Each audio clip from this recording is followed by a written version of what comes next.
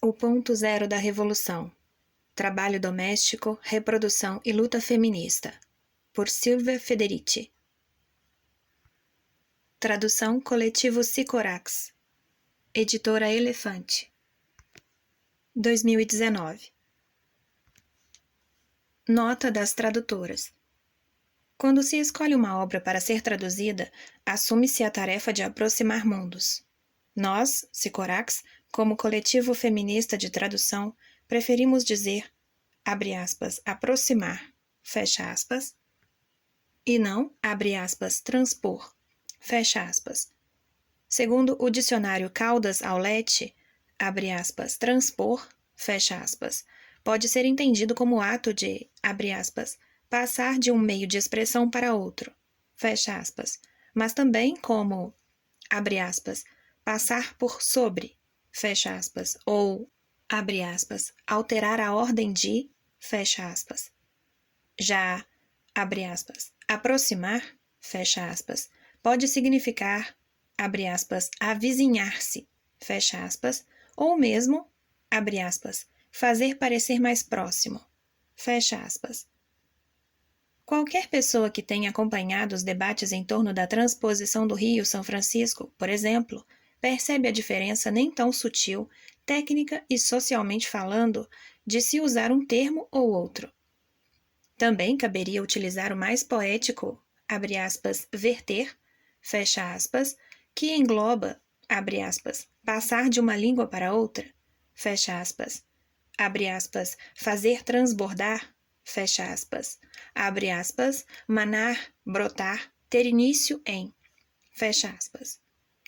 Quando escolhemos traduzir Caliban e a Bruxa, Mulheres, Corpo e Acumulação Primitiva, nosso primeiro trabalho com um texto de Silvia Federici, passamos de uma frente de mulheres que atuaria na tarefa específica de trazer para o português um texto de que gostávamos a um coletivo feminista que se dedicou a transbordar para territórios de língua portuguesa e além-mar as ideias e os debates que o livro inspirava nos cursos de outros idiomas.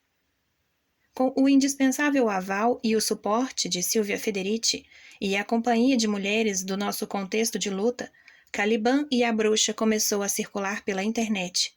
O PDF segue disponível gratuitamente em coletivossicorax.org. Com o apoio da Fundação Rosa Luxemburgo e da editora Elefante, ele se tornou livro impresso e ganhou mais pernas. Esse impulso se somou à parceria de muitas mulheres interessadas. Isso tudo nos permitiu conhecer grupos de leitura e realizar encontros e oficinas sobre os grandes temas do livro. A, abre aspas, generificação, fecha aspas, da opressão, a manipulação e o controle da história e dos saberes, as formas de controle do corpo e da sexualidade das mulheres de ontem e de hoje, entre outros. Podemos nos unir a parteiras, funcionárias públicas, estudantes e professoras, militantes antirracistas, economistas, comunicadoras, artistas e trabalhadoras do sexo, atestando não apenas o sucesso da divisão do livro impresso, mas também uma necessidade de movimentação coletiva para a experiência com o texto. Nesse sentido, o percurso de traduzir para ampliar o debate contra uma forma de tradução que assina embaixo ou que crava a bandeira dos direitos de propriedade sobre a tradução de uma obra, capitalizando o mercado editorial do feminismo de esquerda, é que se orientou e segue orientando nossos sabás. Em meio à entusiasmante recepção e vibração de Caliban e a Bruxa, e também a um ano especialmente duro em termos políticos, no qual os parcos direitos dos nossos, abre aspas, rebeldes coloniais, fecha aspas, e das nossas, abre aspas, bruxas, fecha aspas, foram rifados ao longo de um processo eleitoral sujo, viabilizando por uma mídia concentrada e vendida, em nome de uma institucionalidade, abre aspas, para burguês ver, fecha aspas, vertemos para o português outro livro de Silvia Federici, O Ponto Zero da Revolução, Trabalho Doméstico, Reprodução e Luta Feminista, originalmente publicado em inglês em 2012, com o título Revolution at Point Zero, Housework, Reproduction and Feminist Struggle. A escolha por essa obra envolve algumas questões. Em 2017, Silvia Federici nos concedeu uma entrevista que nos permitiu conhecer mais profundamente outros aspectos de sua atuação política por meio de fotografias, documentos e cartazes de seu arquivo pessoal, revelando seu lado mais calerreiro, com o megafone nas ruas do Brooklyn, dialogando com outras mulheres, algumas delas também imigrantes. Muito interessadas pela produção de textos de intervenção mais imediatos e pela urgência de nosso contexto, escolhemos o ponto zero da Revolução como livro a ser trabalhado. Como a própria autora resume nos agradecimentos da edição em inglês, a obra trata da, abre aspas, transformação do nosso cotidiano e da criação de novas formas de solidariedade, fecha aspas. Completamos. Diante da transformação imposta ao cotidiano das mulheres e dos subalternizados, principalmente operada pelas novas condições do capitalismo global e pela atualização do patriarcado, o ponto zero da revolução mapeia e descreve a criação de novos cotidianos de resistência, existência e luta. A coletânea converge na proposta de pensar de forma complexa e articulada o trabalho reprodutivo, a luta pelo comum e os paradigmas de um processo histórico contínuo de expropriação pelo capital paralelamente à formulação de resistências. Como bem demarca a contracapa da edição espanhola. 3 grupos são protagonistas deste livro: as mulheres, as camponesas e as comuneiras. Sobre as primeiras recai um vasto trabalho que, por ser imprescindível para a acumulação capitalista, é desvalorizado e naturalizado como, abre aspas, próprio das mulheres, fecha aspas. As segundas sofrem com o roubo e a contaminação de sua terra por parte do neoliberalismo, abre parênteses, muitas vezes na forma de guerras, fecha parênteses, com o objetivo de eliminar a agricultura de subsistência, fonte de autonomia social. O terceiro grupo é formado por todos que geram formas de cooperação não mercantilizadas, relações sociais baseadas na solidariedade e na corresponsabilidade. A análise dessas práticas de resistência é central para aspectos ainda pouco explorados na luta por um horizonte pós-capitalista. A crítica prática dos salários, tanto como, abre-chave, operadores de uma, fecha-chave, forma de divisão social, como, abre-chave, sendo a materialização do, fecha-chave, reconhecimento de todos os trabalhos não assalariados que servem de suporte para a vida comum. Acreditamos no potencial de O Ponto Zero da Revolução para ampliar nosso repertório com outras experiências, contextualizar e situar alguns debates, entendendo o próprio movimento feminista como um campo complexo de pensamentos e práticas que, como diria Silvia Federici, precisamos recolocar no trilho de sua história. Não em uma história única, mas nos múltiplos e necessários matizes para refletir sobre as formas de luta contra a exploração e as opressões do capitalismo. No que tange à experiência latino-americana e, em especial, à brasileira, e a julgar pelo enorme sucesso criado pelas falsas polêmicas e pelo pequeno espaço conquistado por uma leitura mais complexa, historicizada e dialética, cabe registrar uma ressalva sobre as críticas da autora, abre aspas, à esquerda, fecha aspas, abre aspas, a Marx, fecha aspas, ao, abre aspas, marxismo, fecha aspas, e ao, abre aspas, autonomismo, fecha aspas. Muitos dos maiores movimentos críticos ao capitalismo reivindicam o legado marxista ou o autonomista. E, seja nos países do centro, seja nos periféricos, não podemos negar a existência de linhas desenvolvimentistas, machistas e autoritárias nesses movimentos. Mas elas não se reduzem a essas linhas, e, mais do que nunca, nos parece necessário identificar o que já temos como tradição de luta anticapitalista associada ao feminismo, ao horizontalismo, ao ecossocialismo. Portanto, entendemos que uma crítica à esquerda, com o, abre aspas, fecha aspas, maiúsculo, utilizado por Silvia Federici, deve ser compreendida como crítica a uma esquerda hegemonizante no contexto em que ela descreve.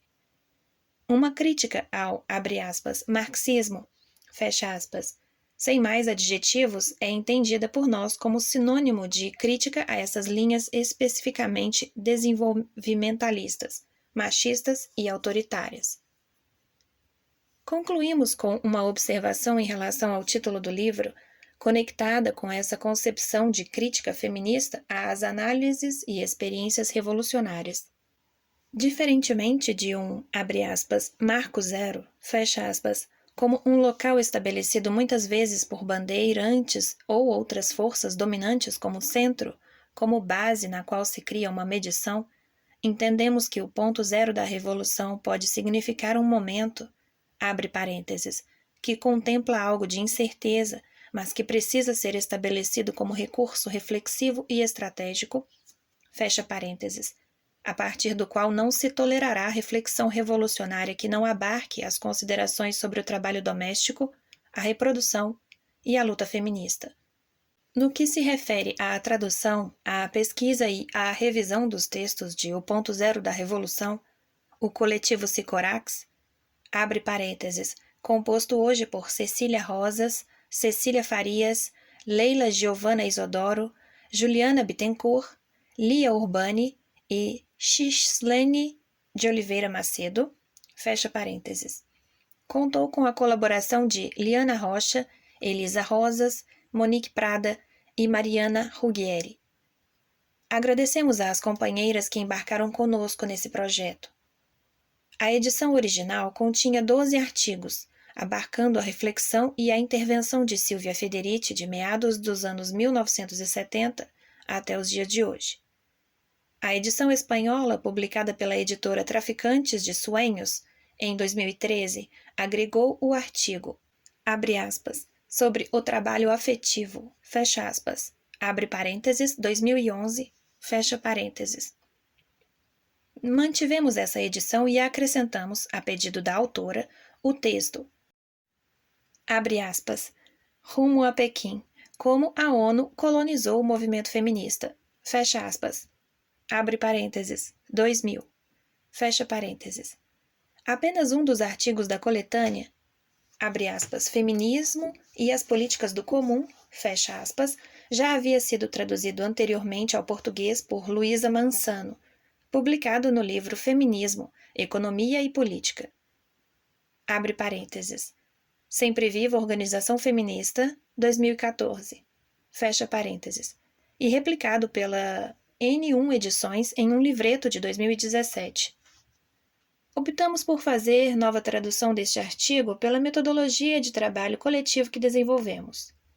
Assim como fizemos em Caliban e a Bruxa, acrescentamos algumas notas, identificadas da seguinte maneira.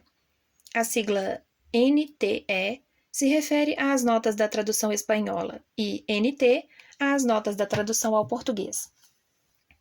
As notas sem tais identificações foram feitas pela própria autora, com exceção daquelas sinalizadas com NE, feitas pelo editor. Na medida do possível, nos referimos às obras citadas por Silvia Federici em suas versões disponíveis na língua portuguesa. Neste caso, indicamos tais obras ao fim de cada referência bibliográfica.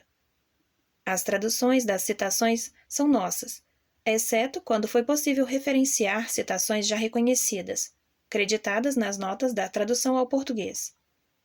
Por fim, é importante dizer que as imagens publicadas nesta edição foram selecionadas pela editora Elefante e não existem nem na versão estadunidense, nem na versão espanhola de O Ponto Zero da Revolução.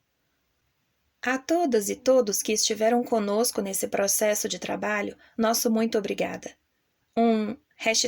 #Ele não e o convite para seguirmos juntas, criando, identificando e potencializando os, abre aspas, sims, fecha aspas, possíveis.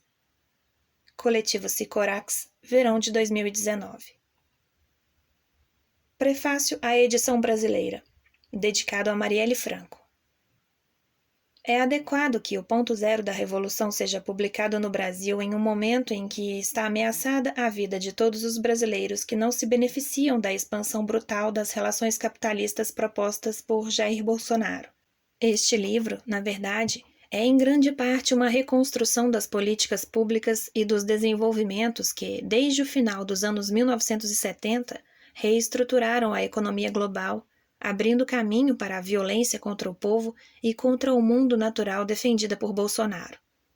De fato, a guerra declarada por Bolsonaro contra o povo brasileiro e a floresta amazônica é coerente com a velha determinação do capital em privar milhões de pessoas planeta afora de seus meios de reprodução, entregar suas terras, suas águas, suas florestas e seus bairros ao controle de corporações e eliminar quem resiste à desapropriação. Para milhões, então, no Brasil e além, o, abre aspas, ponto zero, fecha aspas, é uma experiência cotidiana. Mas o que o livro argumenta é que o ponto zero é tanto um local de perda completa quanto um local de possibilidades, pois só quando todas as posses e ilusões foram perdidas é que somos levados a encontrar, inventar, lutar por novas formas de vida e reprodução. Neste sentido, falar de, abre aspas, o ponto zero da revolução, fecha aspas, é tanto o reconhecimento de realidades vivas quanto um chamado para uma política de reversão na qual as mulheres desempenham um papel especial como principais sujeitos da reprodução de sua comunidade. Abre aspas, mulheres, fecha aspas, aqui é usada como uma palavra codificada, sem que se assuma uma extensão universal e sem a defesa de uma política de exclusão. Além de se referir a histórias de lutas específicas, o que a constitui é uma política centrada no reconhecimento da importância da reprodução tanto como garantia de sobrevivência, quanto como possibilidade de resistência.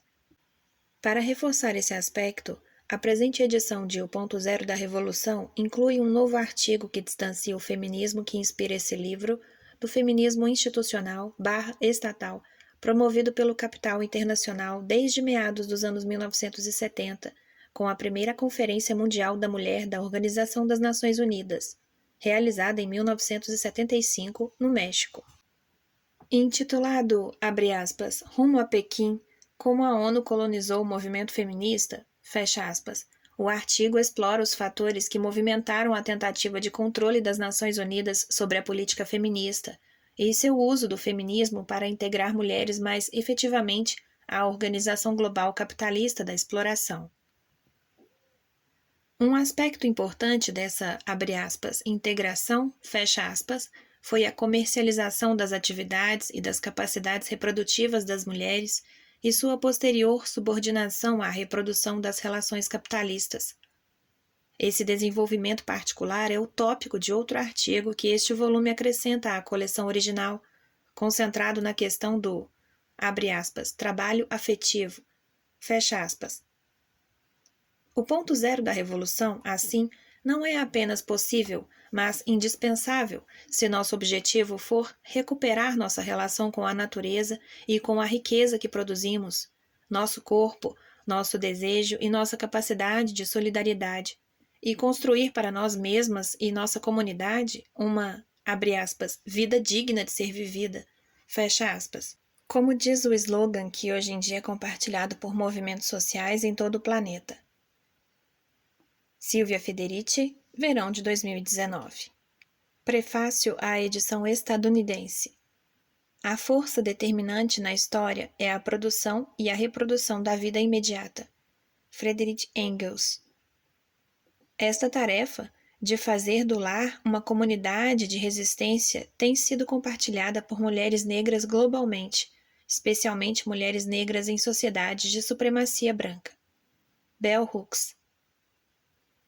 Este livro reúne mais de 30 anos de reflexão e pesquisas sobre a natureza do trabalho doméstico, a reprodução social e a luta das mulheres neste terreno.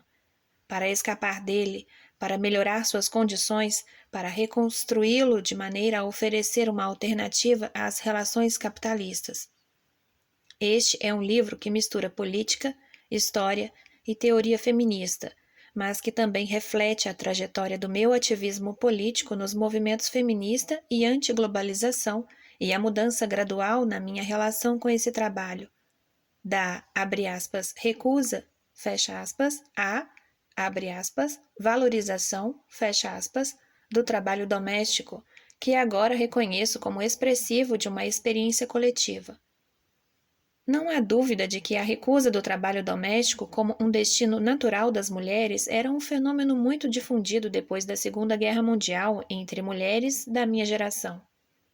Isso era particularmente verdade na Itália, onde nasci e cresci, um país que, nos anos 50, apesar de ainda estar impregnado pela cultura patriarcal consolidada sob o fascismo, já vivia uma, abre aspas, crise de gênero, fecha aspas, parcialmente causada pela guerra, mas também pelas necessidades da reindustrialização do pós-guerra. A lição de independência que a minha e outras mães aprenderam durante a guerra e que nos transmitiram nos ofereceu a perspectiva de uma vida dedicada ao trabalho doméstico, à família e à reprodução, que era impraticável para a maioria das mulheres e intolerável para algumas. Quando escrevi, abre aspas, salários contra o trabalho doméstico, fecha aspas, abre parênteses, 1975, fecha parênteses, artigo que abre a primeira parte deste livro, expressei minha própria atitude com relação a este trabalho. De fato, eu fiz tudo o que pude para escapar dele. Olhando em retrospectiva, teria sido irônico pensar que eu passaria os 40 anos seguintes da minha vida lidando com a questão do trabalho reprodutivo, se não na prática, pelo menos teórica e politicamente. No esforço de demonstrar por que, como mulher, eu deveria lutar contra esse trabalho, pelo menos da maneira como ele se constituiu no capitalismo, consegui entender sua importância não apenas para a classe capitalista, mas também para a nossa luta e nossa reprodução. Graças ao meu envolvimento no movimento de mulheres, eu me dei conta de que a reprodução de seres humanos é o fundamento de todo o sistema político e econômico, e que a imensa quantidade de trabalho doméstico remunerado e não remunerado, realizado por mulheres dentro de casa, é o que mantém o mundo em movimento. Contudo, essa percepção teórica cresceu no campo prático e emocional fornecido pela minha própria experiência familiar, que me expôs a um mundo de atividades que por muito tempo subestimei e que, no entanto, quando criança e adolescente, muitas vezes observei com grande fascínio. Ainda hoje, algumas das minhas mais estimadas memórias da infância são da minha mãe fazendo pão, massa, molho de tomate, tortas e licores, além de tricô, costura, consertos de roupas e sapatos, bordados ou cuidando das plantas. Às vezes eu a ajudava em certas tarefas, na maior parte do tempo, porém, com relutância. Como criança, eu via o seu trabalho. Mais tarde, como feminista, eu aprendi a enxergar a sua luta. Assim, eu me dei conta da quantidade de amor que havia naquele trabalho e, ainda, do quão custoso foi para minha mãe vê-lo ser frequentemente subestimado, sem nunca ser capaz de dispor de algum dinheiro para si mesma e de sempre ter que depender do meu pai para cada centavo que ela gastava. Através da minha experiência em casa, pela relação com os meus pais, eu também descobri o que eu chamo agora de, abre aspas, duplo caráter, fecha aspas, do trabalho reprodutivo. Passei a encará-lo como o trabalho que nos reproduz e nos, abre aspas, valoriza, fecha aspas, não apenas tendo em vista nossa integração no mercado de trabalho, mas também contra isso. Eu certamente não posso comprar minhas experiências e memórias de casa com um relato como o de Bell Hooks, que registra o lar como um, abre aspas, lugar de resistência, fecha aspas. Nota número 1. Bell Hooks. Edição brasileira, abre aspas, lar, um lugar de resistência, fecha aspas, em Anseios, Raça, Gênero e Políticas Culturais. São Paulo, Elefante. Todavia, a necessidade de não medir nossa vida pelas demandas e valores do mercado de trabalho capitalista era sempre tido, e às vezes abertamente afirmado, como o princípio que deveria guiar a reprodução da nossa vida. Ainda hoje, tudo o que minha mãe fez para desenvolver em nós o senso do nosso próprio valor me dá forças para encarar situações difíceis. O que geralmente me salva quando eu não posso me proteger é o meu compromisso em proteger seu trabalho e a mim mesma como a criança a quem ele era dedicado. Não há dúvida de que o trabalho reprodutivo não é a única forma de trabalho que coloca em questão o que nós damos ao capital e, abre aspas, o que damos aos nossos, fecha aspas. Nota número 2. Bell Hooks, Op. Cit.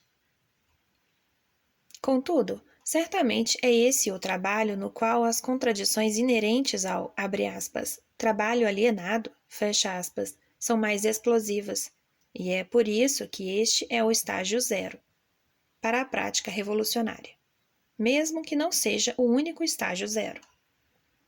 Nota número 3. Símios, ciborgues e mulheres, a reinvenção da natureza. Londres, Routledge, 1990, página 181, 182. Abre aspas. As feministas afirmaram recentemente que as mulheres são dadas ao dia a dia, que as mulheres, mais do que os homens, sustentam de alguma forma a vida e, portanto, têm uma posição epistemológica potencialmente privilegiada. Existe um aspecto convincente nessa afirmação que torna visível a atividade feminina não valorizada e a denomina como o fundamento da vida. Mas o fundamento da vida? Fecha aspas. Nada sufoca tão efetivamente nossa vida quanto a transformação em trabalho das atividades e das relações que satisfazem nossos desejos. Do mesmo modo, é pelas atividades do dia a dia, através das quais produzimos nossa existência, que podemos desenvolver a nossa capacidade de cooperação, e não só resistir à nossa desumanização, mas aprender a reconstruir o mundo como um espaço de educação, criatividade e cuidado. Silvia Federici, verão de 2011. Introdução. Eu hesitei por algum tempo em publicar um volume de ensaios voltado exclusivamente para a questão da, abre aspas, reprodução, fecha aspas, já que me parecia artificialmente abstrato separá-la dos variados temas e lutas aos quais tenho dedicado meu trabalho ao longo de tantos anos. Há, no entanto, uma lógica por trás do conjunto de textos nesta coletânea. A questão da reprodução, compreendida como o complexo de atividades e relações por meio das quais nossa vida e nosso trabalho são reconstituídos diariamente, tem sido o fio condutor dos meus escritos e ativismo político. A confrontação com o, abre aspas, trabalho reprodutivo, fecha aspas, entendido primeiramente como trabalho doméstico, foi o fator determinante para muitas mulheres da minha geração que cresceram após a Segunda Guerra. Depois de 2 conflitos mundiais que, no intervalo de 3 décadas, dizimaram mais de 70 milhões de pessoas, os atrativos da domesticidade e a perspectiva de nos sacrificarmos para produzir mais trabalhadores e soldados para o Estado não faziam mais parte do nosso imaginário. Na verdade, mais do que a experiência de autoconfiança concedida pela guerra a muitas mulheres, simbolizada nos Estados Unidos pela imagem icônica de Rosie the Riveter, abre chave, Rose a Arrebitadeira, fecha chave. Nota número 4. Rosie a Arrebitadeira é um ícone cultural que representa as mulheres estadunidenses que, durante a Segunda Guerra Mundial, trabalharam em estaleiros e fábricas, produzindo armas, munições e suprimentos, em substituição aos homens que haviam partido para a batalha. A partir dos anos 1980, Rosie passou a ser identificada com a imagem do cartaz We Can Do It. Abre chave. Nós podemos fazer isso. Fecha chave. Embora na época de sua criação, em 1942, o cartaz nada tivesse a ver com os sentidos atuais de empoderamento feminino. N.E. O que moldou nossa relação com a reprodução no pós-guerra, sobretudo na Europa, foi a memória de carnificina na qual nascemos.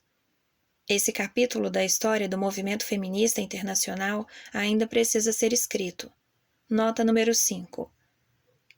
Um primeiro passo para a escrita dessa história encontra-se no artigo de Leopoldina Fortunati, A Família em Direção à Reconstrução, que analisa as principais transformações operadas pela guerra na organização da família italiana e europeia, a começar pelo aumento da autonomia das mulheres e a rejeição da disciplina familiar e da dependência dos homens. Fortunati descreve a Segunda Guerra Mundial como um ataque massivo à classe operária e uma grave destruição da força de trabalho. Assim, afirma que o conflito, abre aspas, rasgou o tecido de reprodução da classe trabalhadora, minando de uma maneira irreparável qualquer benefício que as mulheres alcançavam se sacrificando pelo interesse da família. Dessa maneira, o modelo de família pré-guerra permaneceu enterrado sob os escombros. Fecha aspas. Má saudação. Direções da Marcha das Mulheres nos últimos 30 anos. Roma, Edizione della Donne, 1976, página 82. No entanto, ao me recordar das visitas que fiz com a escola, ainda criança na Itália, às exposições nos campos de concentração, ou das conversas à mesa de jantar sobre a quantidade de vezes que escapamos de morrer bombardeados, correndo no meio da noite à procura de abrigo sob um céu em chamas, não posso deixar de me questionar sobre o quanto essas experiências pesaram para que eu e outras mulheres decidíssemos não ter filhos nem nos tornar dona de casa. Essa perspectiva anti-guerra talvez tenha sido a razão pela qual não pudéssemos adotar uma atitude reformista com relação à casa, à família e ao trabalho doméstico, diferentemente das críticas feministas feitas em um momento anterior. Ao examinar a literatura feminista do início da década de 70, fico impressionada com a ausência de temas que preocupavam as feministas dos anos 20, época em que reimaginar a casa em termos de tarefas domésticas, tecnologia e organização espacial era a principal questão para a teoria e a prática feministas. Nota número 6. Sobre este tema, ver Dolores Hayden, A Grande Revolução Doméstica, uma história dos designs feministas para os lares americanos. Cambridge, MIT Press, 1985. Pela primeira vez, o feminismo pressupunha a falta de identificação com a reprodução, não apenas quando realizada para outras partes, mas também quando imaginada para nossa família e nossos parentes. Isso talvez possa ser atribuído ao fato de a guerra representar um divisor de águas para as mulheres, especialmente porque essa ameaça nunca chegou ao fim. Pelo contrário, com o desenvolvimento das armas nucleares, só aumentou. Ao mesmo tempo que a questão do trabalho doméstico era crucial para as políticas feministas, ela também tinha um significado especial para a organização que passei a integrar em 1972, e da qual participei ativamente durante os 5 anos seguintes, a International Wages for Hard Work Campaign, Campanha Internacional Salários para o Trabalho Doméstico. Era bastante singular, pois reunia correntes políticas originárias de diferentes partes do mundo e de diversos setores do proletariado mundial, cada uma enraizada em uma história particular de lutas e buscando um terreno comum, fornecido e transformado pelo nosso feminismo. Enquanto a maioria das feministas encontrava suas referências na política liberal, anarquista ou socialista, as mulheres que lançaram a WFH vinham de uma história de militância em organizações que se identificavam como marxistas, com o filtro de experiências dos movimentos anticolonialistas, de direitos civis, do movimento estudantil e do operaísmo.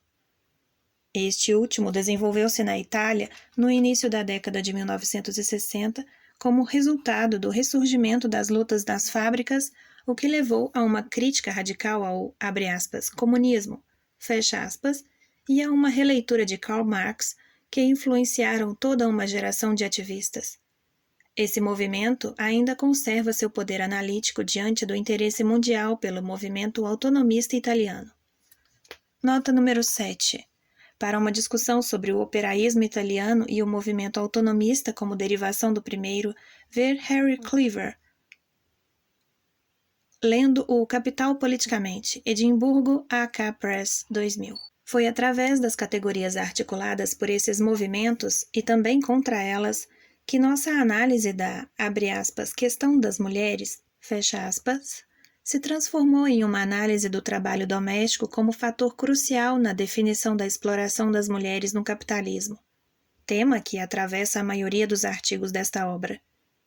Como explicam bem os trabalhos de Samir Amin, André Gunder Frank e Frantz Fanon, O movimento anticolonialista nos ensinou a ampliar a análise marxiana do trabalho não remunerado para além dos limites da fábrica e, assim, compreender que a casa e o trabalho doméstico não são estranhos ao sistema fabril, mas sim a sua base. A partir daí, também aprendemos a buscar os protagonistas da luta de classes, não apenas entre o proletariado industrial masculino, mas sobretudo entre os escravizados, os colonizados e a massa de trabalhadores não remunerados marginalizada pelo anais da tradição comunista, à qual agora podemos acrescentar a figura da dona de casa proletária, reconceitualizada como sujeito da, abre parênteses, fecha parênteses, produção da força de trabalho.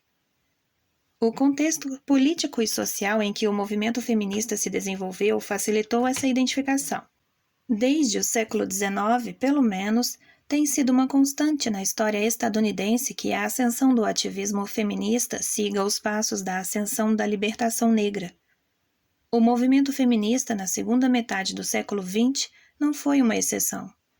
Há muito tempo acredito que a primeira manifestação do feminismo na década de 60, nos Estados Unidos, foi a luta das mães por auxílios sociais.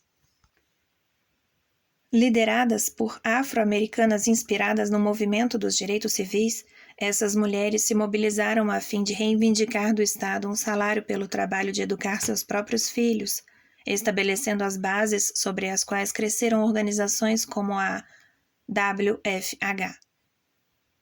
Com o operaísmo, que enfatizava a centralidade das lutas dos trabalhadores por autonomia na relação capital-trabalho, aprendemos a importância política do salário como um modo de organização da sociedade e, ao mesmo tempo, como uma alavanca que enfraquece as hierarquias estabelecidas dentro da classe trabalhadora.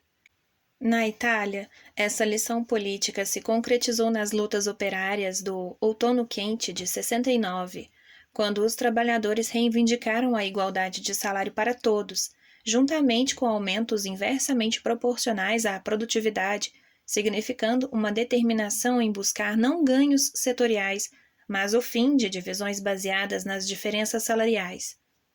Nota número 8. Ver Karl Marx. Edição brasileira, Caderno 1, Salário. Em Manuscritos Econômico-Filosóficos, São Paulo, Boitempo, 2004. Sob meu ponto de vista, essa concepção do salário, que rejeitava a separação leninista entre as lutas econômica e política, tornou-se um meio para desenterrar as raízes materiais da divisão sexual e internacional do trabalho, e, em meus trabalhos posteriores, o, abre aspas, segredo da acumulação primitiva. Fecha aspas. Igualmente importante para o desenvolvimento da nossa perspectiva foi o conceito operaísta de, abre aspas, fábrica social, fecha aspas, e isso se traduziu na teoria de Mário Tronti em Trabalhadores e Capital, 1966, segundo a qual, a partir de uma certa fase de desenvolvimento capitalista, as relações capitalistas tornam-se tão hegemônicas que toda relação social é subsumida pelo capital e a distinção entre sociedade e fábrica entra em colapso. E então a sociedade converte-se em fábrica e as relações sociais tornam-se diretamente relações de produção. Tronti se referia à crescente reorganização do território como um espaço social estruturado em função das necessidades da produção fabril e da acumulação de capital. Entretanto, para nós, logo ficou claro que o circuito da produção capitalista e a fábrica social produzida por ele começavam e estavam centrados, acima de tudo, na cozinha, no quarto, na casa. Abre parênteses, na medida em que esses eram os centros de produção da força de trabalho. Fecha parênteses. E a partir daí mudaram-se para a fábrica, passando pela escola, pelo escritório, pelo laboratório.